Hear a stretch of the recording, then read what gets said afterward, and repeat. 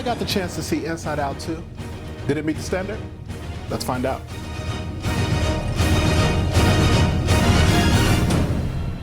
Inside Out 2, another Pixar film, but we all know Inside Out 1 was an instant classic. It was a beautiful film, well done, all the way around, A+.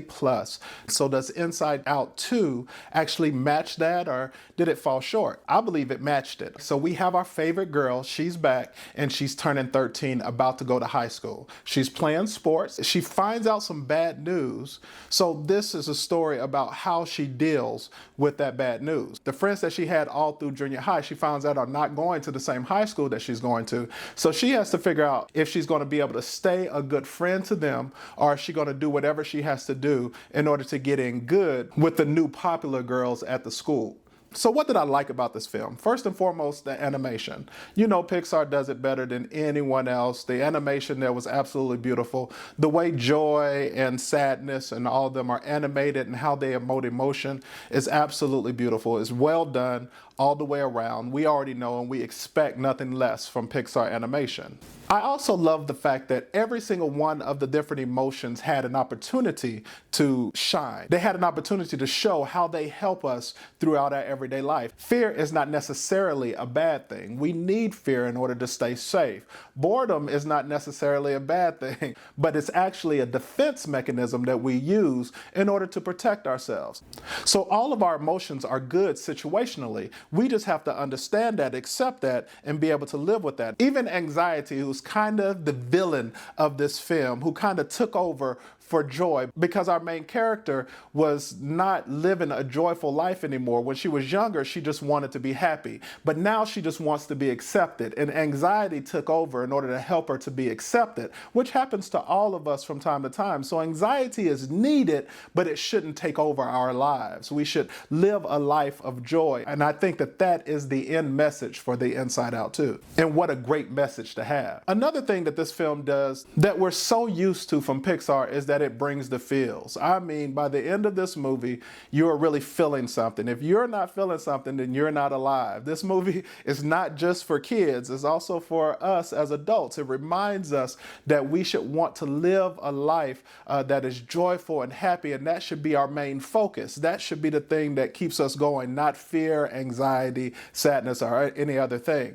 Now, those things are good, and those things helps us to get through life, but it should not be the reason that we live, and it should not control our everyday thinking. And as I said before, the main villain of this story was anxiety. And so often we allow anxiety to rule our lives. What does this person think about me? How does this person, what are they saying about me? How do I look? What am I doing? And it really steals our joy. It was funny how joy couldn't even be in the control room while anxiety was in control, because joy and anxiety cannot really coexist like that if anxiety is in control. So anxiety is a defense mechanism, and we need it from time to time in order to keep us safe, but it should not be the ruling factor of our lives. This movie made anxiety the big villain and made joy and everyone else the big heroes. But unfortunately, that's how many of us live our everyday lives.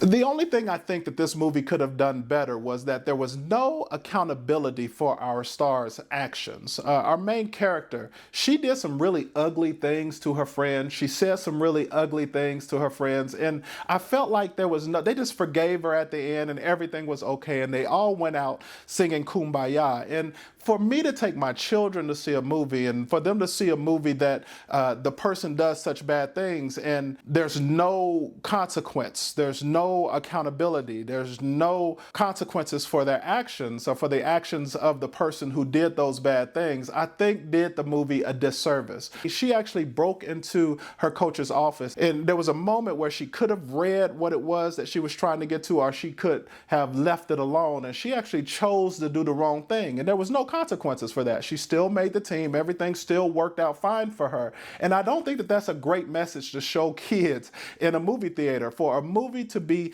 catered to and advertised to children, I think that it should have a better message than that. I don't think that it should be, you should be able to do these bad things and there not be any consequences. So if I had one thing to say negative about the movie, it will be that our main character, she did some very ugly and some very bad things, and there were no consequences to it. Everything just worked out for her in the end, and I don't think that that's a good message for our children. So what would I have done differently?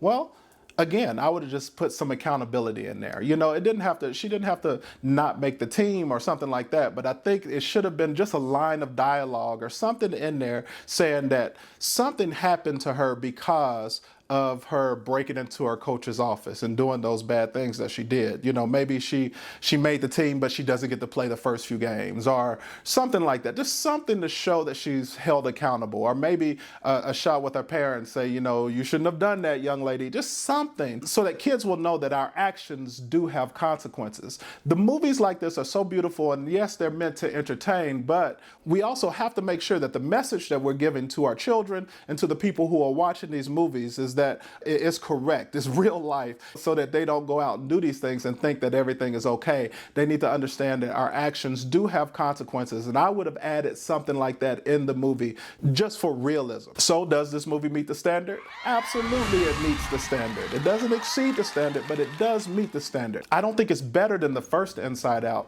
but I do think it's a very good movie and worth a watch.